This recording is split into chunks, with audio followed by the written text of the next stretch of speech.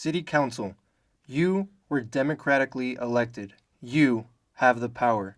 You have the authority, regardless of what is claimed by city lawyers and executives from JP Morgan and El Paso Electric Company. Because of Section 14B of the franchise agreement, City Council now has a unique opportunity that has been triggered by JP Morgan's attempts. This means that you have all of the leverage, and if you decide to, the entire deal can be rejected today, regardless of the Texas PUC and the Federal Energy Regulation Commission.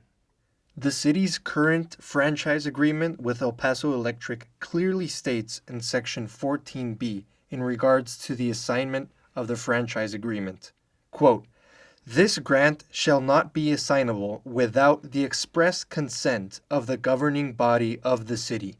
If the governing body does not grant said consent, then this agreement shall terminate," end quote. And this language directly from the franchises section in El Paso Electric's 2018 10K annual report clearly states, quote, "Any assignment of the franchise agreement, including a deemed assignment as a result of a change in control of the company, requires the consent of the city of El Paso." City Municipal Code, Section 15.08.014, on falsification of information clearly implicates JP Morgan in unlawful action, as proven by Washington, D.C.-based consumer advocacy organization Public Citizen. JP Morgan has misrepresented their identity in their application as IIF. JP Morgan officials tied to IIF have continually insisted in regulatory filings that the only relationship the bank has to the fund is being its investment advisor, and that JP Morgan is not an affiliate of IIF or any IIF entities. This is despite IIF having 0 employees, because its entire workforce is supplied by JP Morgan and all carry JP Morgan business cards. JP Morgan has clearly been trying to conceal their affiliation, and as recently as just a few weeks ago, continues to make legal claims that JP Morgan has no affiliation to IIF. This is clearly a lie, and now federal regulators are exposing it. Even the Federal Energy Regulation Committee, or FERC, has realized this misrepresentation of identity. On December 5th, there was a major development with the FERC deeming JP Morgan's application to purchase El Paso Electric deficient and is requiring detailed information to expose their affiliation to IIF, Private Equity Fund, and to answer several questions that are fundamental to the proposed transaction. If you vote yes, then you are complicit in unlawful actions taken by JP Morgan according to our own city municipal code. Dear City Council, so that you don't become an accomplice in what will eventually and surely become a massive scandal, just vote no. The city staff is not acting on your behalf. City staff is tasked to follow the City Council's interests and decisions.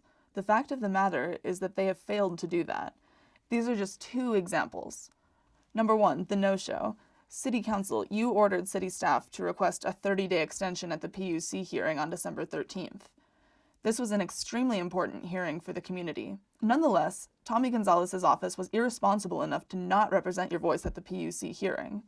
To put this into context, this would be like a lawyer failing to show up to a court date that would have determined the fate of their client for decades to come. Another example is that city staff is acting in a biased, undemocratic way by trying to persuade City Council to not pursue a feasibility study. In reality, the feasibility study should have been the city's first action of due diligence. It should have been the most important component of your decision-making. This would be like you trying to buy a used car and your lawyer telling you there's no benefit in checking the Blue Book value. Without any basis, city staff is echoing El Paso Electric Company's talking points by claiming that a feasibility study would not yield any benefits in this decision-making process. This is all in the backdrop of a city staff that is pushing for the City Council to vote for a merger which ignores the analysis of the city's own consultants. just vote no. City Council. You're also being misled by El Paso Electric Company executives that have a vested interest in profiting from this financially exploitative buyout. They have a responsibility to their investors and shareholders, not the community. Here are some examples. In El Paso Electric's Q&A response to community criticisms about the buyout, they claimed EPE, quote, does not expect its level of commitment to the community to drop after the transaction, end quote. This is verifiably false. James Daniel, the consultant hired by the Rate 41 group of El Paso area school districts, said in PUC testimony that the proposed sale will transform El Paso Electric from a public equity to a private equity business, which will result in additional risks to both the investors and its captive monopoly utility ratepayers, while also resulting in a loss of PUC jurisdiction over the ultimate owners in a long chain of ownership. Secondly, El Paso Electric Company claims that it is, quote, simply not true that the buyout will result in massive layoffs at the electric company. History proves EPE's claims to be false. Let's use the examples that El Paso Electric CEO himself brings up. In 2007, a private equity fund known as Energy Future Holdings purchased Texas's largest electric utility, TXU Energy, only to result in the second largest energy bankruptcy ever just 7 years later, second only to Enron. Plus, JP Morgan has committed to maintaining its headquarters in El Paso for only 10 years. What happens after this? When an electric utility is bankrupt, all of the previous agreements are null and void. Losers of the deal are EPE workers. The winners are the investors that profit from bankruptcy. Thirdly, the pro-JP Morgan op-ed written by the local business leaders was not written by the Hispanic Chamber and the Borderplex Alliance. The El Paso Electric Company ghostwrote the business community's arguments to try to convince you.